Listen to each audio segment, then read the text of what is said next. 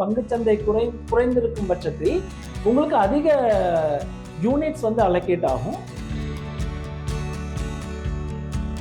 பங்குச்சந்தை ஏற்ற இறக்கங்களுக்கு தகுந்த மாதிரி அதோட வேல்யூ வந்து மாறிடும். டைமிங் அப்படிங்கிறது வந்து பார்த்து நீங்க முதலீடு பண்ணீங்கன்னா அதிகபட்ச வருமானத்தை கொடுக்கறதுக்கு உண்டான வாய்ப்புகள் வந்து லம்சம்ல இருக்கு. ஆனா எஸ்ஐபியை பொறுத்த வரைக்கும் நீங்க டைமிங் அப்படிங்கிறது பார்க்க வேண்டிய தேவையில்லை.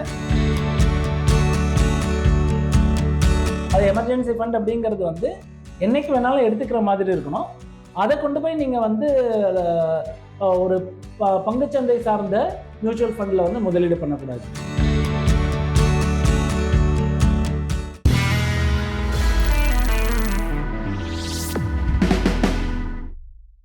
வணக்கம், நான் ஸ்ரீதரன் பேசுகிறேன். அனைவருக்கும் ஆங்கில புத்தாண்டு நல்வாழ்த்துக்கள். ஸோ புத்தாண்டு பிறந்தாச்சு, 2026 பிறந்தாச்சு. எல்லாருக்குமே வந்து புத்தாண்டு அப்படின்னு வரும்பொழுதே நிறைய குறிக்கோள்கள், இந்த வருடம் என்னென்ன பண்ணலாம், அதாவது இந்த நிறைய ஆம்பிஷன்ஸ் இருக்கும், நிறைய குறிக்கோள்களும் வச்சிருப்பீங்க. முதலீடு அப்படின்னு வரும்பொழுதும் இந்த வருடம் வந்து என்ன முதலீடு பண்ணலாம், நம்ம வந்து லம்சம்மா பண்ணலாமா, இல்லை எஸ்ஐபியா பண்ணலாமா, இல்லை வந்து இன்வெஸ்ட்மெண்ட்டே வந்து பங்குச்சந்தையில பண்ணலாமா, இல்லை ஸ்டாக் மார்க்கெட்ல பண்ணலாமா, இல்லை வந்து மியூச்சுவல் ஃபண்ட்ல பண்ணலாமா அப்படிங்கிற குழப்பங்களும் நிறைய இருக்கும். அந்த குழப்பத்துக்கெல்லாம் வந்து தீர்வு பண்றதுக்கு தான் வந்து இந்த வீடியோ.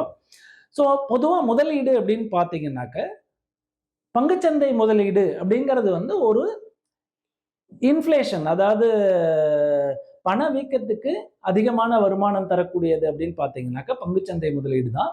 ஸோ அந்த பங்குச்சந்தையிலையும் வந்து மியூச்சுவல் ஃபண்ட்ஸ் அப்படிங்கிறது வந்து பங்குச்சந்தை சார்ந்த முதலீடாக இருந்ததுன்னா அதோட வருமானம் வந்து உங்களுக்கு சற்று அதிகமாகவே வந்து கிடைக்கிறதுக்கு உண்டான வாய்ப்புகள் இருக்கு.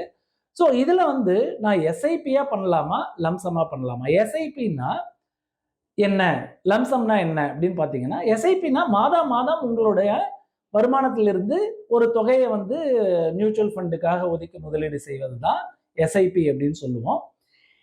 அதே மாதிரி லம்சம் அப்படின்னு பார்த்தீங்கன்னாக்கா, உங்களுக்கு கை நிறைய இப்போ பணம் இருக்கு, அதை வந்து எப்படி முதலீடு பண்றது, அதை லம்சமா ஒன் டைமா இன்வெஸ்ட் பண்றதுக்கு பேர் தான் வந்து லம்சம் முதலீடு, அதாவது மொத்த முதலீடு அப்படின்னு சொல்லிட்டு சொல்லுவோம். இதுல எது சிறந்தது அப்படிங்கிறத பத்தி நம்ம இப்போ வந்து ஒரு டீட்டெயிலா பார்க்கலாம். இப்போ எஸ்ஐபி அப்படின்னு வரும்பொழுது நீங்க வந்து எப்போ முதலீடு ஆரம்பிக்கணும் அப்படிங்கிறத நீங்க வந்து நிர்ணயிக்கணும்ன்ற தேவை கிடையாது. ஏன்னா எஸ்ஐபியை பொறுத்த வரைக்கும் ஒரு நீண்ட கால அடிப்படையில், அதாவது ஒரு 5 வருடம் 7 வருடம் அப்படிங்கிற மாதிரி இருந்ததுன்னா, நீண்ட கால அடிப்படையில் எஸ்ஐபியை நீங்க எப்போ தொடங்கினாலும் அது கால மாற்றங்களுக்கு தகுந்த மாதிரி, அதாவது பங்குச்சந்தை ஏற்ற இறக்கங்களுக்கு தகுந்த மாதிரி உங்களுக்கு வந்து அதிக யூனிட்ஸ் வந்து அக்குமுலேட் ஆகிட்டு இருக்கும். அதாவது பங்குச்சந்தை குறைந்திருக்கும் பட்சத்தில் உங்களுக்கு அதிக யூனிட்ஸ் வந்து அலோகேட் ஆகும். இதுவே வந்து பங்குச்சந்தை அதிகமாக இருக்கும் பொழுது உங்களோட என்ஏவி, அதாவது நெட் அசெட் வேல்யூ அப்படிங்கிறது வந்து இன்க்ரீஸ் ஆகிருக்கும். அதனால மார்க்கெட் வேல்யூ அப்படிங்கிறது உங்களுக்கு அதிகமாக இருக்கும். ஸோ அதனால எஸ்ஐபியை பொறுத்த வரைக்கும் நீண்ட கால அடிப்படையில் நீங்க வந்து ஆரம்பித்தீங்கன்னா நீங்க எப்போ வேணாலும் அதை வந்து ஆரம்பிக்கலாம். உங்களுக்கு வந்து குறைந்த கால அடிப்படையில் பார்த்தீங்கன்னா ஒரு 6 மாசத்துலயோ இல்லை 1 வருஷத்துலயோ வந்து எஸ்ஐபி எஸ்ஐபியோட வேல்யூ பார்த்தீங்கன்னாக்க நீங்க வாங்கின வேல்யூவோட வந்து குறையறதுக்கு உண்டான வாய்ப்புகள் இருக்கு. ஏன்னா பங்குச்சந்தை ஏற்ற இறக்கங்களுக்கு தகுந்த மாதிரி அதோட வேல்யூ வந்து மாறிட்டு இருக்கும். 5 வருடம் 6 வருடம் அப்படின்னு வரும்பொழுது அது ஏற்றத்தாழ்வுகளை வந்து அட்ஜஸ்ட் பண்ணி இந்த இது வந்து என்ன சொல்லுவோம் அப்படின்னு பார்த்தீங்கன்னாக்கா, உங்களுக்கு வந்து பவர் ஆஃப் காம்பவுண்டிங் அப்படின்னு சொல்லுவோம். இந்த ஏற்றத்தாழ்வுகளுக்கு ஏற்ற மாதிரி உங்களுக்கு யூனிட்ஸ் அதிகமாக கிடைச்சி அந்த ஆவரேஜிங், காஸ்ட் ஆவரேஜிங் அப்படின்றதும் இதில் சொல்லுவோம். இந்த காஸ்ட் ஆவரேஜிங் வந்து எஸ்ஐபியில் நடக்கிறதுக்கு உண்டான வாய்ப்புகள் வந்து மிக அதிகம். ஸோ அதனால எஸ்ஐபி அப்படிங்கிறது வந்து மாதம் மாதம் சம்பளம் வாங்குவவர்கள் ஒரு தொகையை வந்து என்னால் வந்து மாதம் மாதம் ஒதுக்க முடியும் அப்படிங்கிறவங்களுக்கு எஸ்ஐபி ஒரு சிறந்த முதலீடாக இருக்கும். இது வந்து எவ்வளோ அமௌண்ட், அதாவது எஸ்ஐபியில் பொறுத்த வரைக்கும் பார்த்தீங்கன்னா இன்னைக்கு 100 ரூபாய் வரைக்கும் வந்து எஸ்ஐபியில் வந்து முதலீடு பண்ணலாம். ஒரு சில நிறுவனங்கள் வந்து 100 ரூபாய் எஸ்ஐபி வச்சிருக்காங்க. பட் ஒரு குறைந்தபட்சம் அப்படின்றத பார்த்தீங்கன்னா ஒரு 1000 ரூபாய் எஸ்ஐபி அப்படிங்கிறதுல இருந்து ஒரு முதலீடை வந்து தொடங்க முடியும். அந்த அட்வான்டேஜ் தான் வந்து எஸ்ஐபியில் இருக்கு. ஒரு நீண்ட கால அடிப்படையில் டைமிங் பார்க்காம எந்த டைம்லையும் நீங்க முதலீடு பண்ணலாம் அப்படிங்கிறது தான் இதோட அடிப்படை. இதோட வருமானமும் பார்த்தீங்கன்னாக்கா உங்களுக்கு ஓரளவுக்கு ஸ்டேபிளா இருக்கும். இதோட வருமானம் பார்த்தீங்கன்னா ஒரு நீண்ட கால அடிப்படையில் ஒரு 5 வருடம் 7 வருடம் நம்ம ஒரு எஸ்ஐபி முதலீடு பண்ணிட்டு இருக்கோம் அப்படின்ற பட்சத்துல குறைந்தபட்சம் ஒரு 12% வரைக்கும் உங்களுக்கு வருமானம் வரத்துக்கு உண்டான வாய்ப்புகள் இருக்கு. அந்த இன்னொரு சைடு பார்த்தீங்கன்னா லம்சம். இந்த லம்சம்ன்றது வந்து யாருக்கு வந்து சிறந்ததா இருக்கும் அப்படின்னு பார்த்தீங்கன்னா, மொத்த முதலீடு அப்படின்னு வரும்பொழுது ஒரு சில பேருக்கு போனஸ் வந்திருக்கலாம். இல்ல ஒரு சில பேர் வந்து வீட வித்திருக்கலாம். இல்லன்னா வந்து அவங்க பேரண்ட்ஸ் வந்து ஏதாவது அவங்களுக்கு வந்து மொத்தமா ஒரு தொகைய வந்து குடுத்திருக்கலாம். இந்த மாரி இருக்கும் பொழுது, அவங்க லம்சம் முதலீடு அப்படிங்கிறது வந்து பண்ணலாம். இந்த லம்சம் முதலீடும் வந்து பண்றதுக்கு உண்டான இது என்ன அப்படின்னு பார்த்தீங்கன்னா, பங்குச்சந்தை இறக்கத்துல இருக்கும்போது முதலீடு பண்ணோம்னா, அதோட வருமானம் அப்படிங்கிறது அதிகமா இருக்கும். ஸோ இதுல வந்து டைமிங் அப்படிங்கிறது வந்து ரொம்ப ரொம்ப முக்கியம். ஸோ டைமிங் அப்படிங்கிறது வந்து பார்த்து நீங்க முதலீடு பண்ணீங்கன்னா, அதிகபட்ச வருமானத்தை கொடுக்கறதுக்கு உண்டான வாய்ப்புகள் வந்து லம்சம்ல இருக்கு. ஆனா எஸ்ஐபியை பொறுத்த வரைக்கும் நீங்க டைமிங் அப்படிங்கிறது பார்க்க வேண்டிய தேவையில்லை. டைம் இந்த மார்க்கெட் எவ்வளவு வருட காலம் நான் வந்து முதலீடு செய்யறேன், முதலீடு தொடர்ந்து செய்யறேன் அப்படிங்கிறது தான் வந்து எஸ்ஐபியை பொறுத்த வரைக்கும். இங்கே பொறுத்த வரைக்கும் வந்து டைமிங் த மார்க்கெட் அப்படிங்கிறது வந்து ரொம்ப ரொம்ப முக்கியம். ஸோ அதனால லம்சம் அப்படின்னு வரும்பொழுது நீங்க டைமிங் பார்த்துட்டு நீண்ட கால அடிப்படையில தான் முதலீடு பண்ணணும். இதுவும் குறைந்த கால அடிப்படையில முதலீடு பண்ணக்கூடாது. பங்குச்சந்தை சார்ந்த முதலீடு என்று வந்தாலே நீண்ட கால அடிப்படையில மட்டும்தான் இருக்க முடியும்.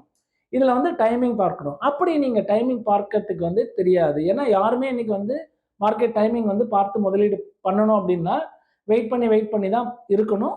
அதனால வந்து உங்களோட ஃபியர் ஆஃப் மிஸ்ஸிங் அவுட் மார்க்கெட்டை வந்து நம்மளால பிடிக்க முடியுமா அப்படிங்கிற ஒரு பயம் எப்பொழுதுமே இருந்துட்டு இருக்கும். அதுக்கு என்ன செய்யலாம் அப்படின்னு பார்த்தீங்கன்னா, இதுக்கு ஒரு வழி வந்து எஸ்டிபி அப்படின்னு சொல்லுவோம். அதாவது சிஸ்டமேட்டிக் டிரான்ஸ்ஃபர். ஸோ நீங்க மொத்தமா முதலீடு செய்யறீங்க அப்படின்ற பட்சத்துல இமிடியேட்டா உங்களுக்கு வந்து ஒரு 20% வந்து மார்க்கெட்ல முதலீடு பண்ணிட்டு பேலன்ஸ் 80% அப்படிங்கறத வந்து ஒரு கிட்டத்தட்ட ஒரு 20 வாரமோ இல்ல 24 வாரமோ ஒரு 5 6 மாதங்கள் வந்து நீங்க வந்து பங்குச்சந்தையில கடன் சார்ந்த பங்குச்சந்தை முதலீடா மியூச்சுவல் ஃபண்டா வச்சுட்டு அதுல இருந்து பங்குச்சந்தை சார்ந்த மியூச்சுவல் ஃபண்டுக்கு நீங்க வார ஒரு தொகையை வந்து டிரான்ஸ்ஃபர் பண்ணும்பொழுது இந்த காஸ்ட் ஆஃப் ஆவரேஜிங் அப்படிங்கிறது வந்து அங்க நடக்கும். ஸோ இதனால என்ன அட்வான்டேஜ் அப்படின்னு பாத்தீங்கன்னா, நீங்க மொத்தமா முதலீடு பண்ணாம 6 மாசத்துல முதலீடு பண்றதுனால வார ஒரு தொகை போறதுனால உங்களுக்கு பங்குச்சந்தை இறக்கத்துல இருக்கும்போது அதிக யூனிட்ஸ் கிடைக்கிறதுக்கு உண்டான வாய்ப்புகள் இருக்கு. இதே பங்குச்சந்தை ஏற்றத்துல இருக்கு அப்படின்ற பட்சத்துல நீங்க வந்து உங்களோட இனிஷியல் முதலீடு முதல்ல முதலீடு பண்ணதோட வேல்யூ வந்து அதிகமாகிறதுக்கு உண்டான வாய்ப்புகள் இருக்கு. அதனால பங்குச்சந்தை முதலீட்டை பொறுத்த வரைக்கும் வருமானம் அதாவது மாத வருமானம் வருபவர்கள் எஸ்ஐபியாவும் ஒரு லம்சம் ஏதாவது ஒரு வகையில கிடைக்குது அப்படிங்கிறவங்க லம்சமாவும் முதலீடு பண்ணலாம். ரெண்டுமே ஒரு சிறந்த முதலீடு தான். பட் என்ன அப்படின்னு பாத்தீங்கன்னாக்க லம்சம் இன்வெஸ்ட்மெண்ட் ஒரே டைம் முதலீடு பண்ணும் பொழுது கொஞ்சம் டைம் பார்த்து முதலீடு பண்ணாதான் அதோட வருமானம் வந்து நீண்ட கால அடிப்படையில சிறப்பா இருக்கும்.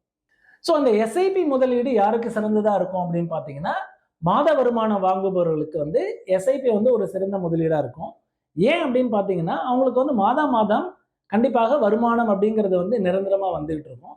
ஈவன் 1 or 2 months வந்து அவங்களுக்கு சம்பளம் வரல அப்படின்னா கூட எஸ்ஐபியை வந்து பாஸ் பண்றதுக்கு உண்டான வசதிகள் இருக்கு இன்னைக்கு. ஸோ அதனால வந்து எஸ்ஐபி அப்படிங்கிறது வந்து ஒரு ஒரு வேலை பார்க்கும் நபருக்கு வந்து ஒரு சிறந்த முதலீடா இருக்கும். இந்த லம்சம் அப்படின்னு வரும்பொழுது பிசினஸ் பண்ணிட்டு இருக்காங்க, அவங்களால வந்து மாத வருமானம் எவ்வளவு வரும் அப்படிங்கிறது அவங்களால ப்ரெடிக்ட் பண்ண முடியாது. அந்த மாதிரி இருக்கிறவங்க வந்து ஒரு லம்சம் முதலீடு அப்படிங்கிற மாதிரி பண்ணலாம். அந்த லம்சம் எவ்வளோ குறைந்தபட்சம் எவ்வளோ பண்ணலாம் அப்படின்னு பார்த்தீங்கன்னா, இன்னைக்கு குறைந்தபட்சம் லம்சம் முதலீடு அப்படிங்கிறது 5000 இருந்து 10,000 ஒரு சில மியூச்சுவல் ஃபண்ட் நிறுவனங்கள் 5000 ரூபாய் வரைக்கும் பண்ணலாம். ஒரு சில இதுல வந்து மியூச்சுவல் ஃபண்ட்ல மினிமம் இன்வெஸ்ட்மெண்ட் அப்படிங்கிறது 10,000 ரூபாய் வரைக்கும் மினிமம் இன்வெஸ்ட்மெண்ட். அதிகபட்சம் எவ்வளோ வேணாலும் வந்து பண்ணலாம்.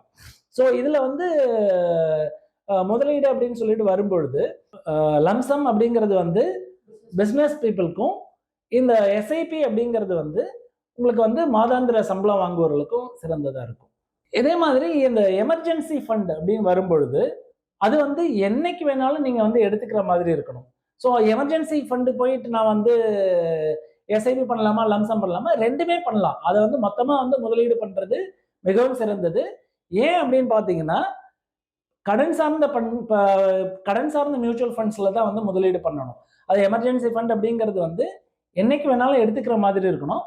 அத கொண்டு போய் நீங்க வந்து ஒரு பங்குச்சந்தை சார்ந்த மியூச்சுவல் ஃபண்ட்ல வந்து முதலீடு பண்ணக்கூடாது. ஸோ அந்த மாரி எமர்ஜென்சி ஃபண்ட் அப்படின்னு வரும்பொழுது, எப்பொழுதுமே வந்து உங்களுக்கு மொத்தமா வந்து முதலீடு பண்றது தான் வந்து சிறந்ததா இருக்கும்.